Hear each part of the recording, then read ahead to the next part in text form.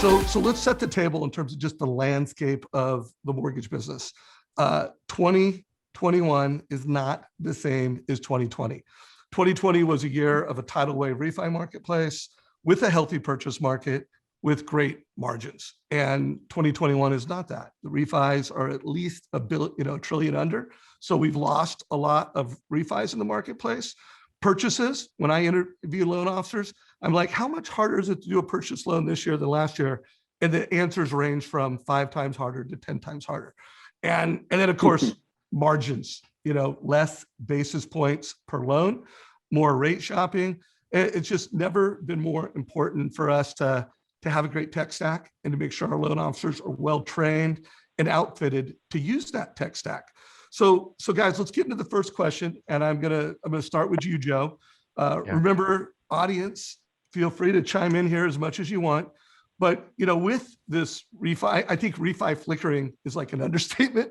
With this radical change in refis, how should lenders be navigating this new purchase market? Yeah, obviously there's a lot of things as an organization that you have in terms of priorities. I think in this market, if I could sum it up, the most well-run companies, and Michael with American Pacific is a great example of that.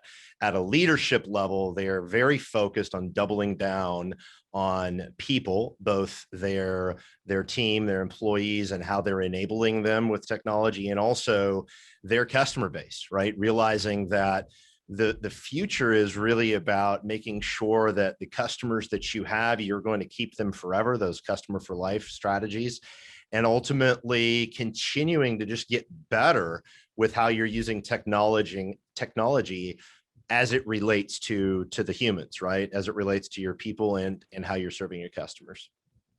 Love that. Alex, how would you answer that question? I piggyback off of what Joe is saying. I mean, it really is investing back into your people that is made up of your customers and your team.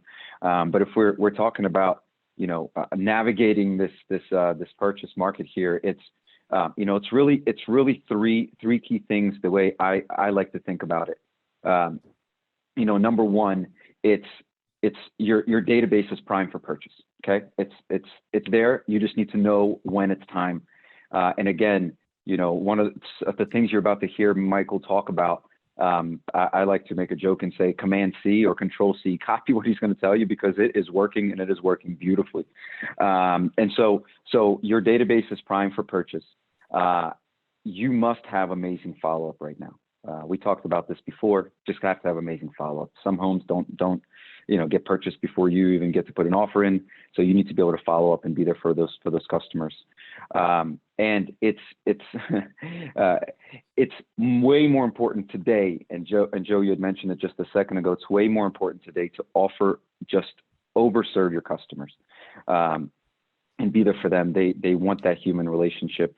And in this type of environment, it's so important. And again, we're going to hear some of those things from Mike here. So just wanted to piggyback off of what Joe was saying. So Mike, as a lender, how would you answer that question? Yeah, I think, Alex and Joe both hit some really good points on that. I think the first piece is even in the question, the competitive market, understand what your competition's doing. Understand that when you've got your buyers that are out there shopping, knowing what they're up against right now, knowing that we're seeing multiple offers within a day of listings going live, knowing that the second that you pull somebody's credit, as much as we try to, protect the borrower, they're going to get 8 to 10 letters in the mail from people that they've never talked to saying that they can beat the rate. They don't even know what you've quoted them. So I think, a lot of it is just leveraging that technology to enhance your relationships with your borrowers that are out there, at risk, with lenders calling them, texting them, emailing them, sending letters to their house, and really knowing that that's your competition. That's what we have to be. Michael, don't you? I think it's a great point. And just one quick question on your point, and certainly want to hear the rest of your thoughts. But don't you think it's a given now, even though you think you're not competing per se? I know there's lenders that we talk to that they think, hey, I'm not competing for this business. And then they realize actually they lost a couple of houses, and all of a sudden 4 months down the road, they go to somebody else, right? Are you guys seeing that? And then certainly want to Yeah, love to hear the yeah, rest. 100%. I think it's, what's funny is I think of what I've done, even my own loans, from, recently. I'm in the middle of a refi right now, and I've actually brought in letters from competitors Yeah, that that's showed up fun, at my right? house. So, it's like, for me, I'm seeing it from not just the lender side, but as the consumer, when I've got all of these letters showing up at my house, like, we can beat your rate. And it's like, actually you can't, but okay. But I know that that's what we need to expect. That's happening to every customer that we talk to. So, how are we differentiating ourselves? How are you selling your unique value proposition? And then, again, using that technology to enhance it and not being afraid of it. Because I do think that part of, prior to the last year, a lot of people were afraid of the technology because it's like, is it going to be here to replace me? And I think what people have hopefully realized through 2020, with the refi boom, with so many, direct retail companies, having the years that they did, people want that human interaction, but you have to know when to hit it. And Mike, I think you said something, Mike. Sorry, Dave, can I jump in for 1 second? What you had just said, I think, is so important. You're getting those letters. You are in the mortgage industry. You know that they can't beat your rate, but your consumer is not as educated as you, right? And so one of the things, and I'm going to bring up a mortgage coach here for a second with a TCA. You are able to not just talk to your customer about the market and the opportunity, but when you educate them, and then they get nothing but a sales pitch from the other side. Yeah. It's I love how Joe says it from Mortgage Coach. He says advice over price. I love that. And so, when you're talking about the automation from Total Expert and the insights from Sales Boomerang get delivered to your team when they see this customer that they know is getting all kinds of letters and advertisements, it's this sort of efficiencies that help you get to what you guys have accomplished. I mean, it really, but I thought it was interesting because they can't beat your rate, but I, as a consumer, have no clue. Yep. So guys, something I want to make sure we make clear to the audience is there really is a strategy and a framework to do what you just said, to be modern. So Joe, why don't you go first? And we talk about executing a modern mortgage strategy at a platform and enterprise level. Walk us through this. And I'm going to give each of you a chance to comment on this, but why don't you go first, Joe? Yeah, for sure. And just to dovetail a little bit on this last part of the conversation, and then I'll give you some clarity on this framework. It's really about elevating your people internally and how they're able to serve the customer. And it's about elevating the entire customer journey, really just leveling up on the entire journey. But if you want to throw the slide back up real quick, Dave. So this is a framework that when we're thinking about the industry and the business, and we're working with executives and we're working with you guys as our partners and figuring out how do we unlock value as an enterprise, I'm a big lender or even a small lender at an enterprise level. How do I unlock value in my organization? Okay. Well, the answer is what we call the data insights and action flywheel, right? And it relates to all of your tech stack, not just what we're representing today, but it really talks about all of your tech stack. And so number one, having your data clean and concise and being able to get insights from that data, and then serving where most organizations fall down is the ability to then take those insights and really that intelligence that comes a lot from the stuff Sales Boomerang does and other sources as well, but taking those insights and then putting them into action, which also includes positioning that loan officer, that advisor as that trusted expert to that customer, right? And Mortgage Coach and the presentations that you guys do and some of the ways we've automated that sort of data insights action to elevate that, that relationship with the customer, but it's really driven on what we call data insights and action. Love that. And Alex, you're providing the data and the insights through Total Expert, so those actions can be taken. Anything you want to comment here? Yeah, I mean, so look, I'm going to be really blunt about this one. Okay, modern lending strategy. Okay, so if you see that data point it says right there, it says understand your customer. If you don't understand your customer, then you are truly, just wasting not just your valuable time and resources, but also your teams and also your customers. Like, you have to, you can't, in my opinion, if you are in the lending space right now and you don't have insights into your customers, then you are transactional. And you have to stop complaining that you're transactional. Like, just admit that you're always going to be a transactional business and just be transactional. And that's it. And everything we're saying here is not as relevant to you, right? But if you want to be a modern, have a modern lending strategy, that strategy is knowing your customer. Look at any big business out there. Look at any successful industry, and they will tell you that what they want to know is they want to understand the customer. Think about the people you do business with. The big companies that you work with, they know you. They understand you. They understand you better than they understand even themselves, if you will, because they are serving you more than anything else. So for me, I believe if you're not getting insights on your customers, you're not modern lending. You're just, spray and pray and see what happens. And, you call us, we'll do a loan for you. And I hope you come back, right? That kind of thing. And that's not a plan. So a takeaway I want to make sure everybody gets is it's not just having the data and the insights, it's having them actionable and providing something that's a native experience for your loan officers and for the consumer. Because it's knowing, and knowledge is power, but knowledge plus action is game changing. So Michael, that's where all the value's unlocked, right? And absolutely. Michael and APM team are a great example of how they operationalize this methodology. Yeah, so if you could speak to that real quick, Michael, and then we'll go on to the next question. But I'd like to hear you comment on this and how you kind of tie it all together so that action is being taken with these two platforms. Yeah, it's kind of funny as we're talking about that, because again, tying it back to my own personal things that I've been seeing lately is, when Alex was just talking about really understanding the customer. If you guys remember back a few years ago, it was like you leave something in your cart, online shopping, they send you a reminder like, hey, you forgot something in your cart. Now, recently, I just got something where it was a survey for asking me to give them reasons why I didn't purchase what was in the cart, and if there's something that they could have done to make it more advantageous for me to have bought that. Like, that to me is where you're really taking it from, like, here all the way up to like really understanding your customer. Yeah. It's like, give us feedback on why you didn't buy the stuff from us. And that to me is like, something that I'm seeing more and more, happening. For us, what we really tried to do was tie in all of our different technology stack. We've got about 11 different tools in our technology stack, from, Mortgage Coach, Sales Boomerang, Total Expert, our mobile app. I mean, it just goes on. And really figuring out how do we tie them together so that they're getting the benefits of each of the tools, but not necessarily having to log into 11 different platforms, on top of having to log into pull credit, into the LOS, into all of these other things. It's like, that's not the highest best use of our loan officers' time.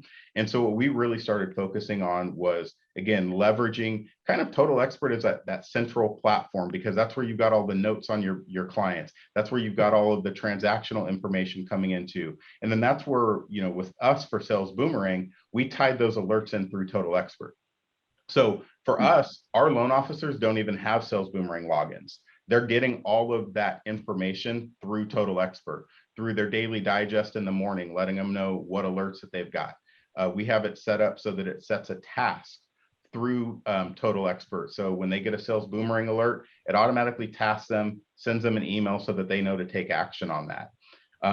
We've created some drip campaigns that are automated based on those alerts coming through. So again, it's taking the work out of it, the loan officers from having to, do that, and it's just automating it for them. But again, it's customized, it's personalized, it's coming from them to the client. So the client doesn't, know any difference.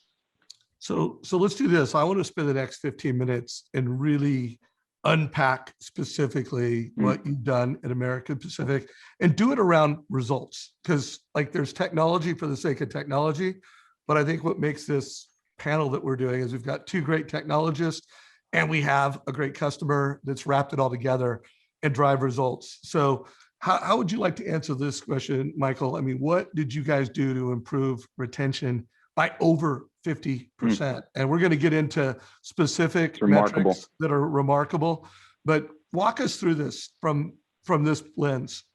Well, I'd be missing the mark if I didn't start by saying, obviously the market helped a little bit, right? It wasn't Right. all just, things that we did. But I think for us, it's the fact that it's really started back in 2018. We didn't, it wasn't something where 2020 hit and then we said, okay, we got to get it in gear. These were things that we strategized with Sales Boomerang, with Total Expert, back in 2018, building out these integrations, building out these alerts, the focused views, so that our loan officers could see a list of everybody that they've gotten alerts on, and when's the last time they contacted them, and are they due for a follow-up, and those types of things. So for us, I'd say the groundwork was really started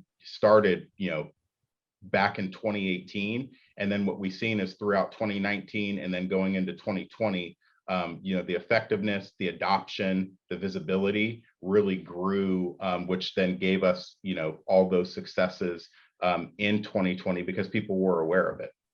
So let's get really clear on the results, guys. I mean, we're talking about driving. Dave, can I jump in for a second? Yeah, go for it, man. Sorry. I want to mention something, because Mike, you had said, hey, the market helped us. Let me tell you something.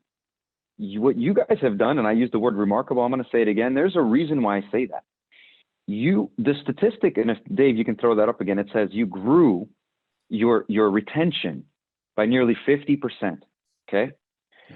There are more lenders in this industry that lost customers because of the boom than kept them.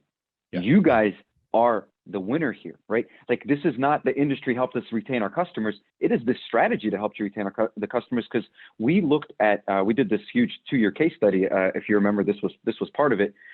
This huge 2-year case study where we see these national lenders who had negative retention rates in 2020 compared to 2019.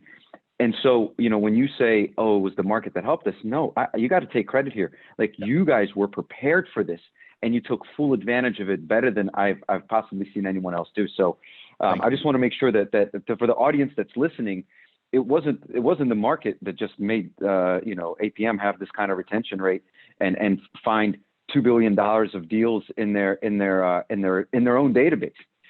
It was the strategy, right? It was the way you implemented it, and the way you used this partnership has been amazing. Thank you. So Joe, I want to give you a chance to weigh in, because I mean, the results are profound. They're really meaningful. Anything you want to comment on these results, and then let's just do some back and forth between the three of you guys on, one, clear on the results, and two, how we delivered these results. Yeah, I mean, the results are, nobody cares about technology unless it can drive business outcomes, right? And to get those business outcomes requires, it's not enough just to buy different technology vendors and put them together. It is truly the strategy and the execution at a leadership level. Michael, and watching him and his team really execute a strategy that they aligned on at an executive level, and then say, okay, we are going to make retention a priority, right? And it wasn't just, hey, let's get some alerts and let's send out an email to our loan officers. It was a very well thought out, intentional strategy to prioritize taking care of your customers and retaining them, that ultimately, in my opinion, unlocked all of this potential value. And so it's just been obviously been a lot of fun to watch. We're just a small part of the story, but the magic is in them looking at it from an enterprise perspective and operationalizing it. Love it. So audience, I want to remind you guys, let's make this interactive. You have both a chat feature here and a Q&A feature. So do submit your questions. We have received a few questions. For those of you who have submitted a question, thank you. Keep doing it. And those of you who haven't, that you've got one, come on, let's bring it over here. We'll get it answered either live or after the event. Michael, anything you want to add on that? Yeah, I think the other piece tying into the 2020 aspect of it, I think, is really where the automation helps maximize the human time. Because I think that that's one key thing, from 2020 is, you had people's pipelines, double and triple. And at the end of the day, there's only so many hours in the day still. So from seeing, the things that were built out to automate the follow-ups to, clients, to, using the focus views from the sales boomerang alerts to prioritize the LO's, day, who do I need to call right now? Who is my prime, prospect that's in the green that, I need to take that extra 5 minutes that I don't really have to pick up the phone and call them. So I think that's the other aspect of it too, is just, again, leveraging that technology to really enhance the human experience. And I think that gets lost at times. So, I really want to highlight the importance of that. I would I'd really double down on that, as Michael just stated. We've seen a lot of lenders who they will say, yes, we're going to automate everything, but they forget about how important the human part of this industry is. You've got a human being that's a customer there that has different needs as far as communication and advice and all of those things. And then you've got the people that are responsible for taking care of those relationships, right? And so I just think that's so well said on just enhancing that, how do you optimize things for the people and really just get them to be able to be more in touch with customers using the technology. So I want to make sure everybody understands what you said there, Michael, and I want both Alex and Joe to comment on it, because I want people to get big picture takeaway and very tactical takeaway. You said you're using these two platforms and you're teeing it up for the loan officer. So could you describe that in a little more detail? Yeah. And then I'll have both Joe and Alex make sure the audience understands that. So, and remember guys, questions below. Yeah. And, what I'll say too is we've done it in a number of ways. So I'll give a couple of the examples. And, at the beginning, some comments were even like, hey, this might be too much. And it's like, maybe it is, but everybody takes in information from different ways. So for us, we kind of looked at it as, so we start with, sales boomerang alert comes in, it sends a task out through Total Expert. So when the loan officer logs into their account, they're going to see all the tasks that are assigned to them. So it's going to let them know what clients have gotten a sales boomerang alert. It also then prioritizes a focus view. So they see a drop down of everybody who they've received an alert on, and that includes their phone numbers, their emails, when the last time they had contacted that client was, any key notes that they've left recently, to where they can pick up the phone and literally log an outcome while they're sitting on that page, on the phone with the client. So, whether it's scheduled follow-up appointment, sent application link, whatever it is, there's, a bunch of different outcomes that they can log. The second they log it, it moves that person to the bottom of their queue, and then the next person's up. So it really then prioritizes who they need to be, following up on. So then, go ahead. Sorry. No, well, I want to read a question from the audience because I think you're answering the question, but I want to read it to make sure you answer it. And Chandra, thank you for this question. And I think it's a good one that a lot of people will get value from. But she said, interested in hearing how AMP handled workflow standardization among sales staff at an enterprise level, which I think he covered that to some extent. Sales wants to provide a personal experience to their customers in their own way. I mean, we all know what they're talking about there. How does that work with the tech at an enterprise level? Does it work? So keep answering it, but I want to make sure that question from Sandra gets answered at the same time. Yeah. So what I'd say to that piece as it relates to the first two avenues that we were just talking about is that's all just loan officer facing. We haven't even went into what's going out to the borrowers. So this is more just for prioritizing the loan officers kind of workload or what they should be focusing on, who to reach out to. So that's just getting it front and center in front of our loan officers for them then to pick up the phone, take action, send emails, whatever they want to do. So just to clarify, those first two pieces, the tasks and the focus views, that's only loan officer facing. You're teeing them up. You're getting them enabled to then be able to do part of that next step. Yeah, and then what that does trickle into, and it's a really good point because you do have to be careful about it. Because they're, everybody has it, it's an entrepreneurial business, everybody kind of runs they're originating their way. But what we've done is then we've also created some AutoCamp or journeys now which will trigger off based on the sales boomerang alerts. That's something that we just kind of turned on. If an LO feels super strongly and they want to go in and turn it off, they can. But I think, most of us on the call know they don't, they won't, because what happens is they think about turning it off, and then they get that one response from a borrower that responds to an email that went out that they didn't even realize it went out. And then they contact our team and they're like, hey, this is kind of cool. When are these going out? And it's like, oh, we've only sent it out in the last 10 emails, letting you guys know about it. But that's where it's kind of working. When you get a call from somebody that you don't even know that you reached out to, I mean, to me, that's kind of the magic, right? That's magic, talking about, yeah. Maximizing ROI, cost of acquiring a lead, all those things. That's where that shows up in my opinion. So let me do this. So first of all, Trevor, I'm going to get to your question in a minute. I know where the puck's going here, so I think it would be better to answer it in a minute.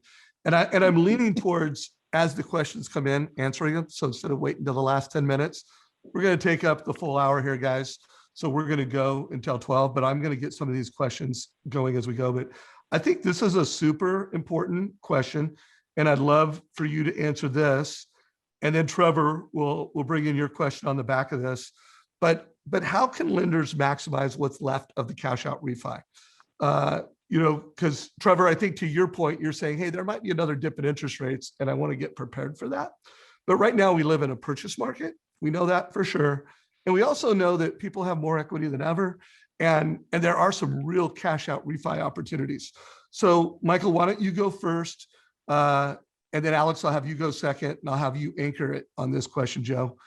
Michael?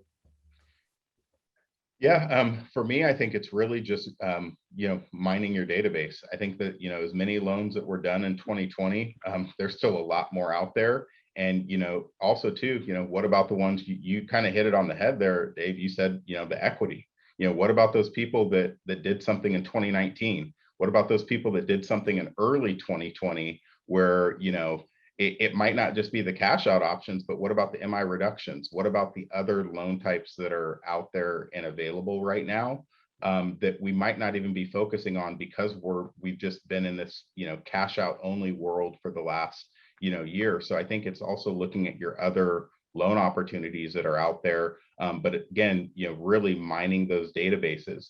Again, for us, we've got filters set up where I can go in and create a smart group that shows me anybody, inside a Total Expert, that shows me anybody who closed a loan before this date that's between this interest rate.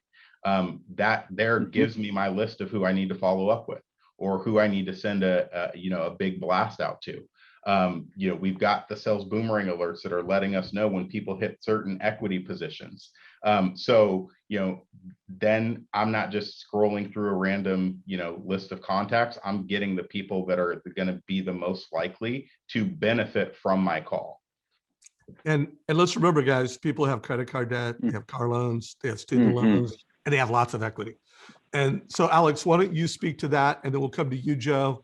And before I go on to the next question, I'm going to bring it back to you, Michael, because I think this is a big untapped opportunity. So for every lender, think incremental loans. Like your loan officers are going after the purchase business, and you got to help them do that. But if you can help them identify these loans, these are incremental.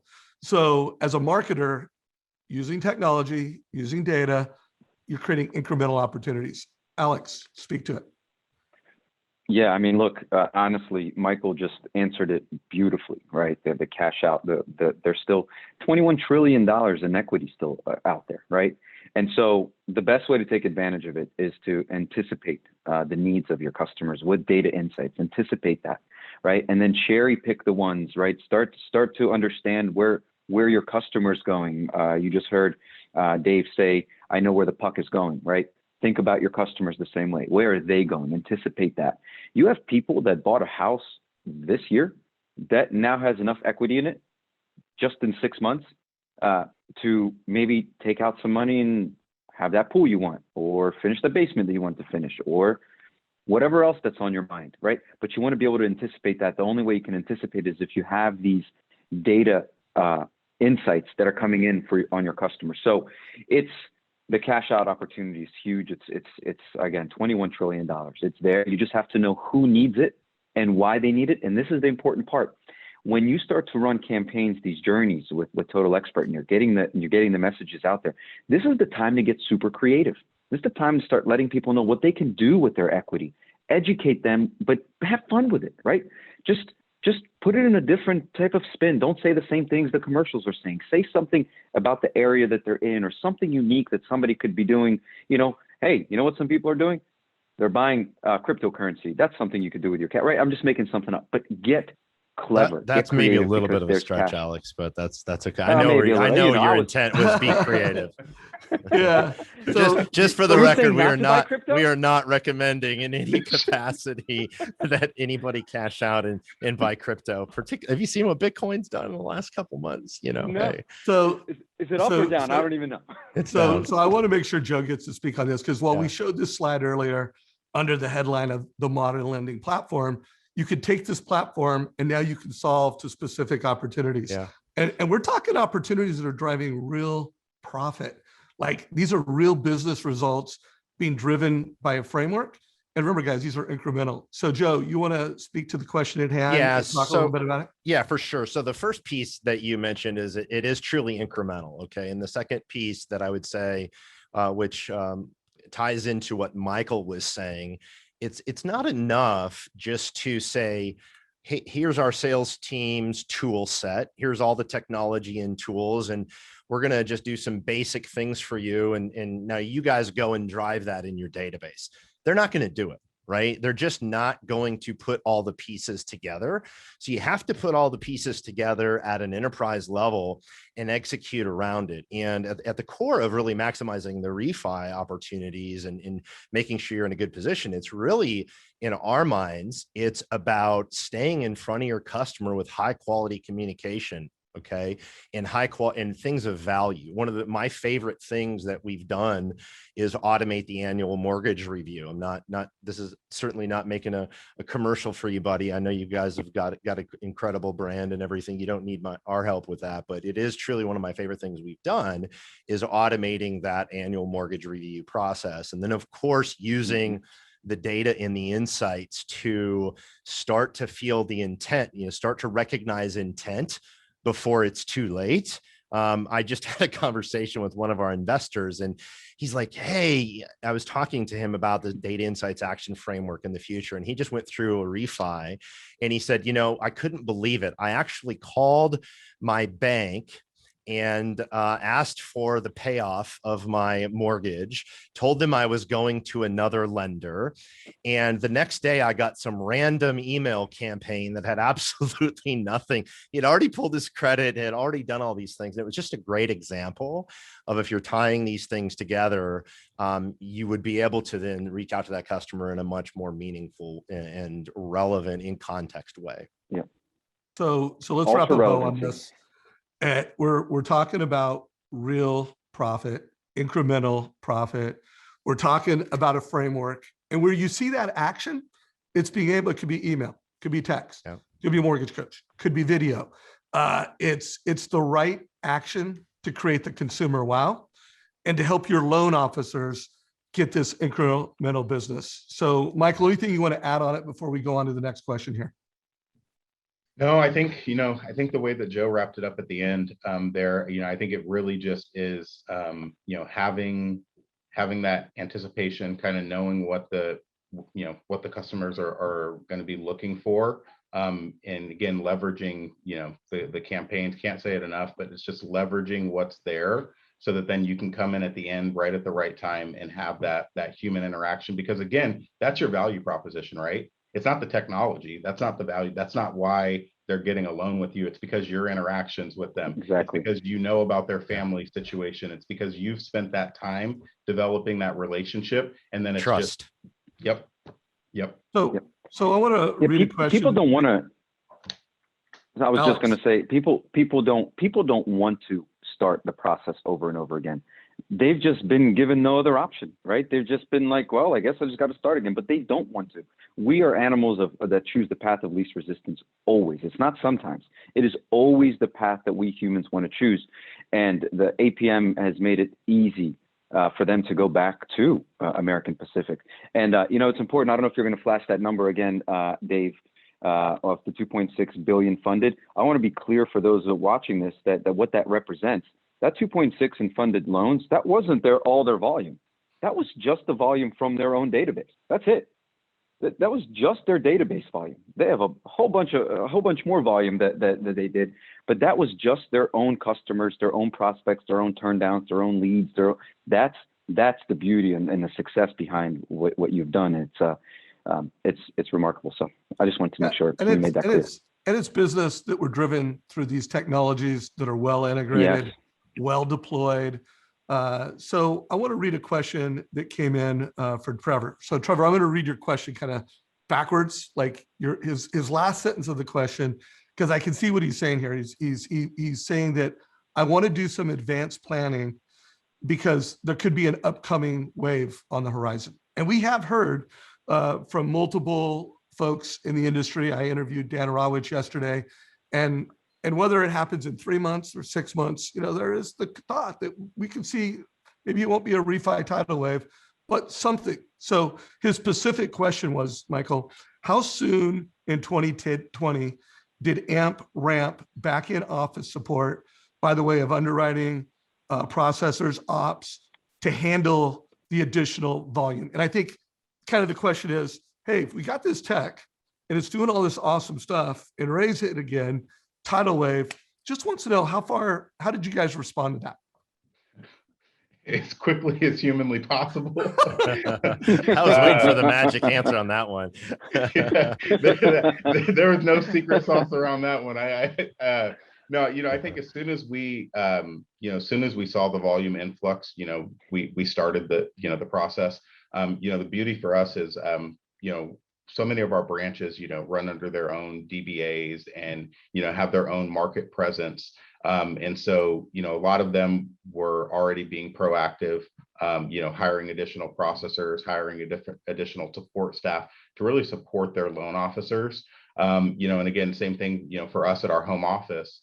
It was just as quickly as we could, to try to keep up with the volume. But, one thing that was really important for us is, we don't just look at as a hire as an employee. We're hiring families. So while we did want to do it as quickly as possible, we also wanted to make sure that we were benchmarking against where did we really think the volume was going to be over the next 3, 6, 9 months, because we're not a company that hires just to let people go.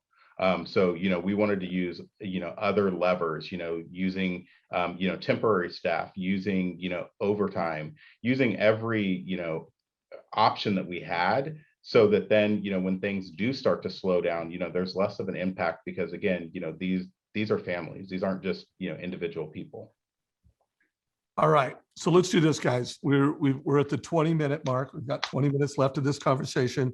I did have another question. And by the way, Randy, we like these kind of questions. He said, and I'm not going to totally answer it now, but we're going to give you some breadcrumbs to it. He says, I'm checking your webpage as I speak. Pricing is not jumping out. We're not going to turn this into a demo. Must I schedule a meeting to get a demo? By the way, we like to do those. So we're going to give you direction on how to schedule demos and get questions. So stay tuned on that. We'll get you some links in chat down below to both websites and how you can do a call to action. But we like that question, Randy. And if you could maybe give us your contact information. So let's go to another question, guys.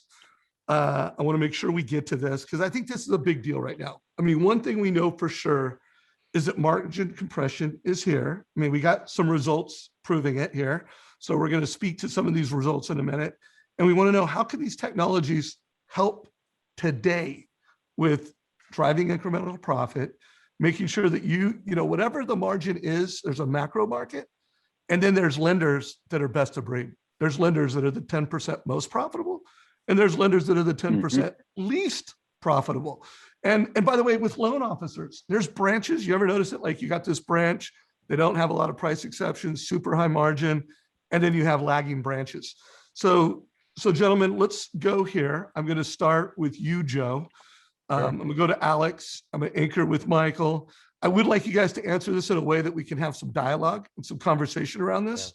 An audience, remember, guys, you're in the game here. You post questions, I'll bring them up. Yeah.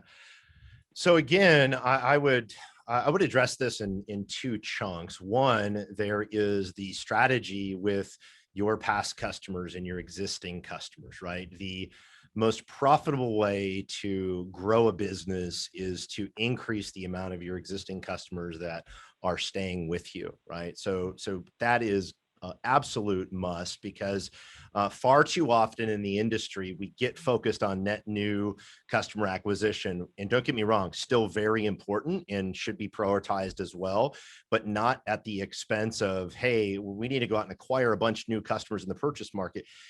I'm guessing anybody that's been in the business for any length of time, plus most of the enterprises that are out there, have really substantial databases of people that have already done business and have, for the most part, a level of trust there. So having a strategy around maximizing those people, using the data insights action to stay in front of them. And then on the net new customer acquisition standpoint, what are you doing to be that lender partner of choice to your referral partner communities, to any other referral sources that you have? And then how are you presenting your value proposition in your communities, right?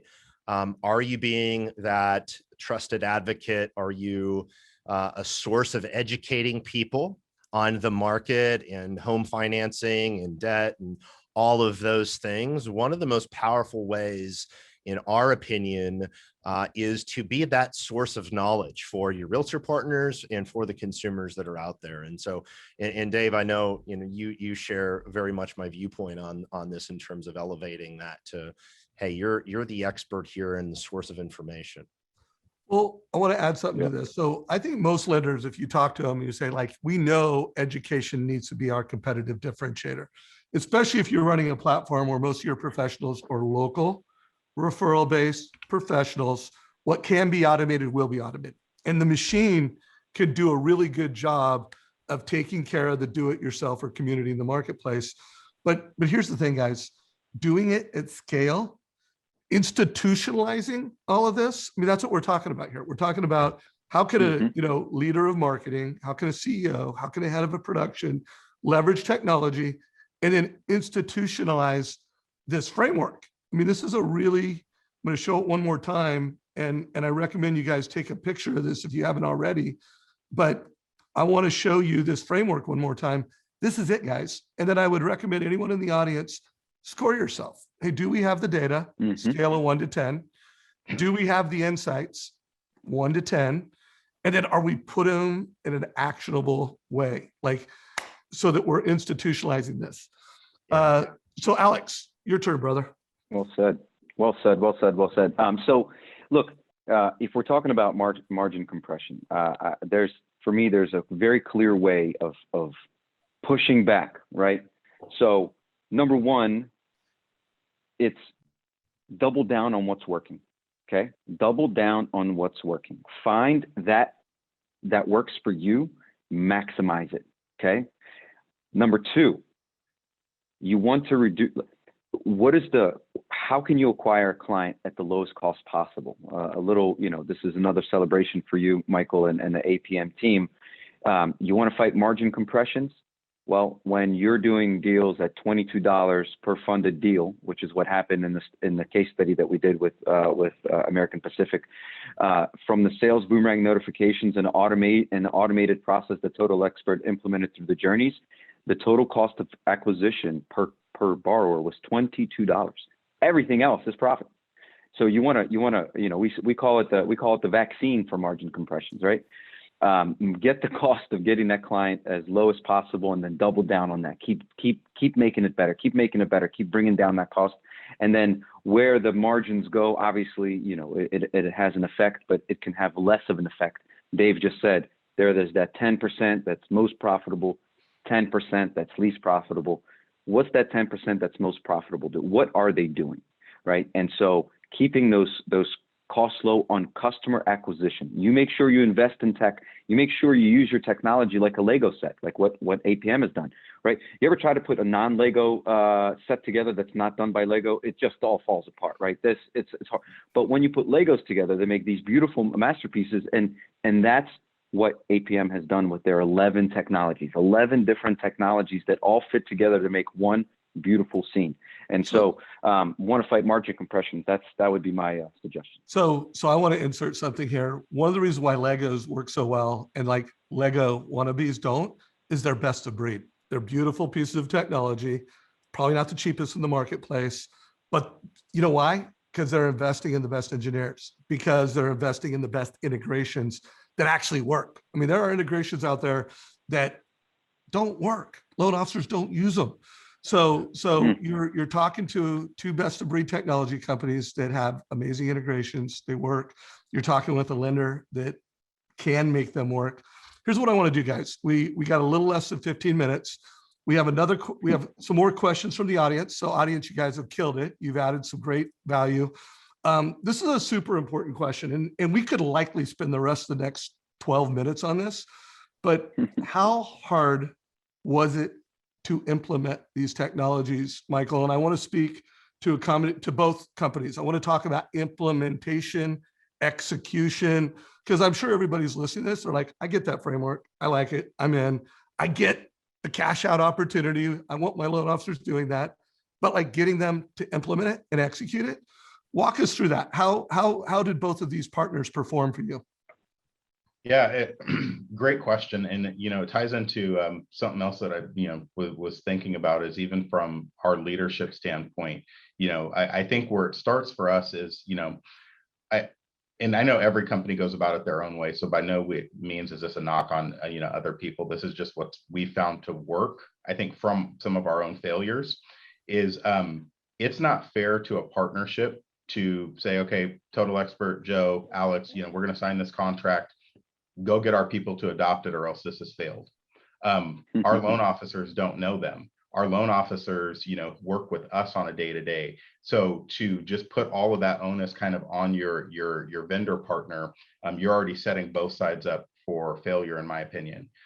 For us, we've been blessed by having a leadership team that's invested in, departments like the one that I'm involved in, where we've actually got boots on the ground, employees here, full-time staff that are helping, that are working in conjunction with people at Sales Boomerang, with people at Total Expert to figure out, okay, what are the best practices that other people are using?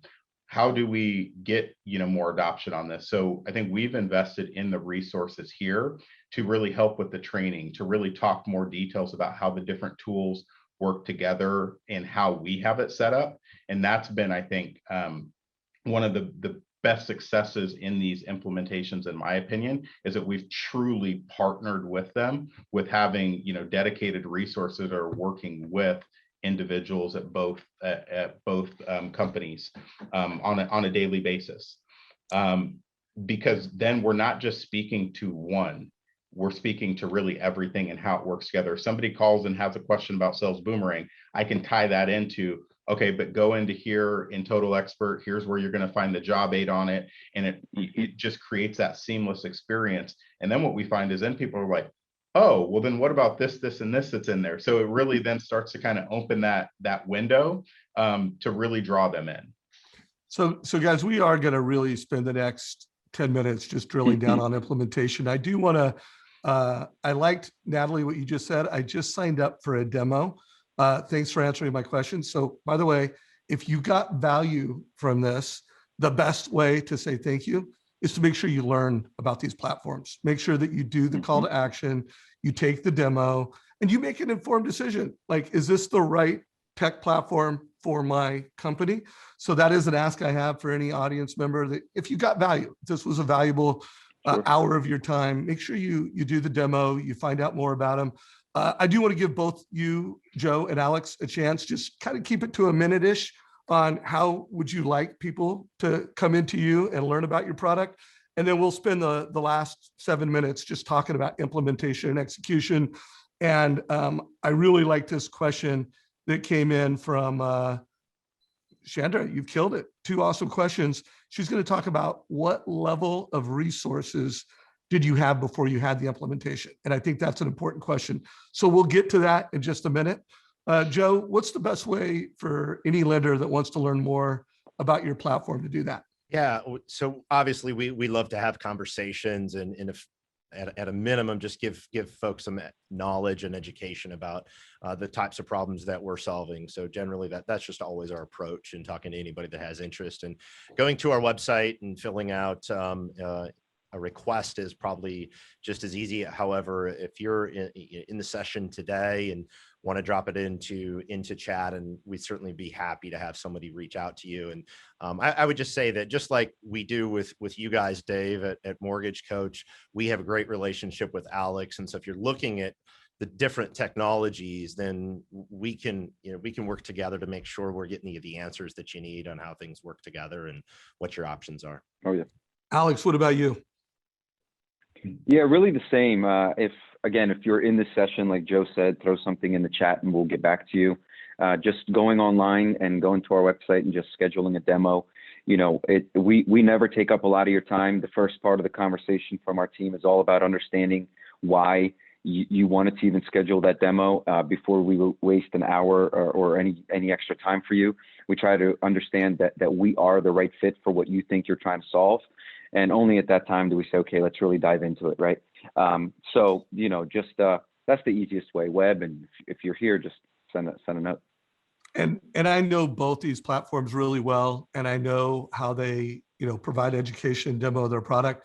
It's so good, and you'll get so much value whether you buy their platforms or not. It's like free consulting. So reach out to these guys, learn what they do, and get some consulting. You'll get some ideas that you can implement either way. So Michael, Dave, I'm going to change my scheduled demo to free consulting. Schedule your free consulting session. Yeah, right. Right. Well, it is, dude. Every time I talk to you for 15 minutes, I get a takeaway, and I'm like, oh, I'm not going to pay you for that. But don't think I am. But it's so good that it's worth paying for.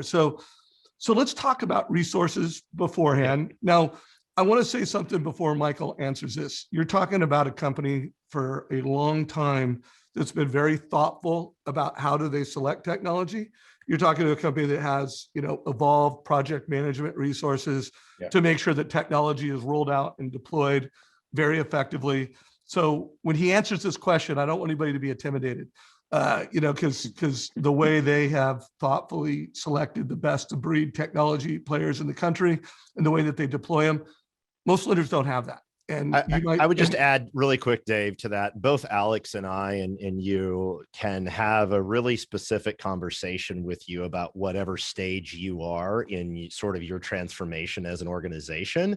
And then we can make recommendations. Like we all collectively know what needs to happen to get certain things to be successful, depending on the size and complexity of your company. So I think that was just a great point. I just wanted to add that. Yeah, no, I think it is a great point because guys, there are small credit unions that don't have a lot of resources that effectively deploy these technologies and have extraordinary success.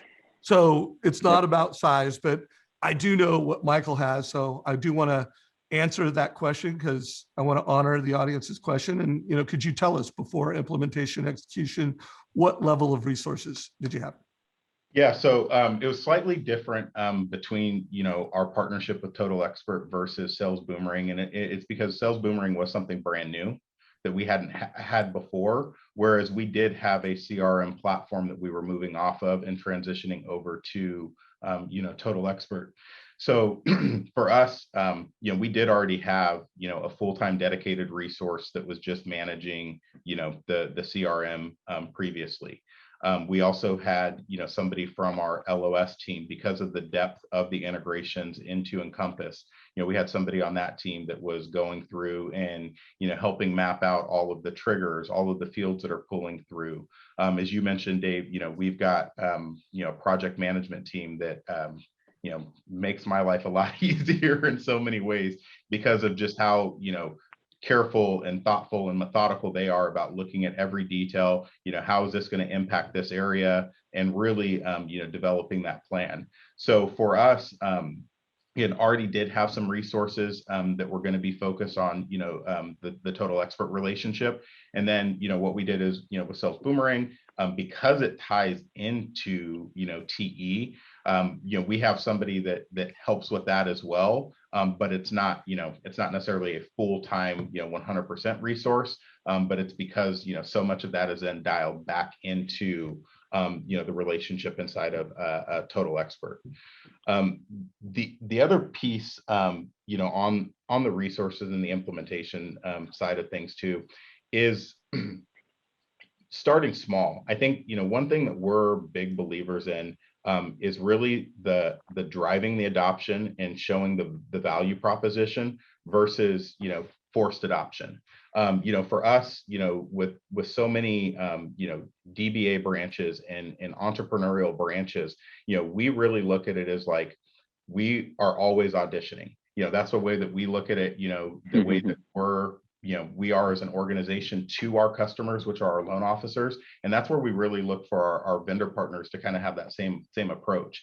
So it was really like, hey, we're going to partner with you. We're going to go out, do training events. We're going to go out and do, roadshows. We're going to have at our symposiums, these partners be there front and center so that we can earn, your adoption of these tools based on what we're showing you and how it's working and the testimonials that we're getting from people that we start out. So we always do a beta run. We have an advisory group that sits in the meetings when we're selecting vendor partners because they're the ones that are ultimately going to use it. So although those might not be resources as far as like, FTE, those are really almost the most important resources because we have to hear what they're looking for, what they want, the struggles that they've had with maybe other platforms, so we can really make sure that we're hitting it on the head. So let's do this. I want to finish this on time. We've got 2 minutes. Alex, in 1 minute or less, give us a closing thought, and then I'll come to you, Joe, for a minute or less, and then we'll wrap this up on time, everybody. Alex. Yep. Look, treat your technology like a Lego set. Make everything work together. Make sure you're getting insights on your customers. Make sure you are doing a service to your team. Don't make them work extra hard when something simple and effective is available. It's not out of reach. Dave mentioned it a second ago. Small credit unions can roll these things out and be successful with it. So don't be afraid, right? As Dave mentioned, just have a conversation and see if this makes sense. But ultimately, what you're seeing here, including Dave and Mortgage Coach, not just Total Expert and Sales Boomerang, put those Lego pieces together. Don't let them sit apart and be like, I have this, and they all seem to be doing something. Put them together because the compound effect, and Joe and I talk about this all the time, the compound effect, you don't want a 1 + 1 = 2, okay? Because that's not helpful, right? That's just math.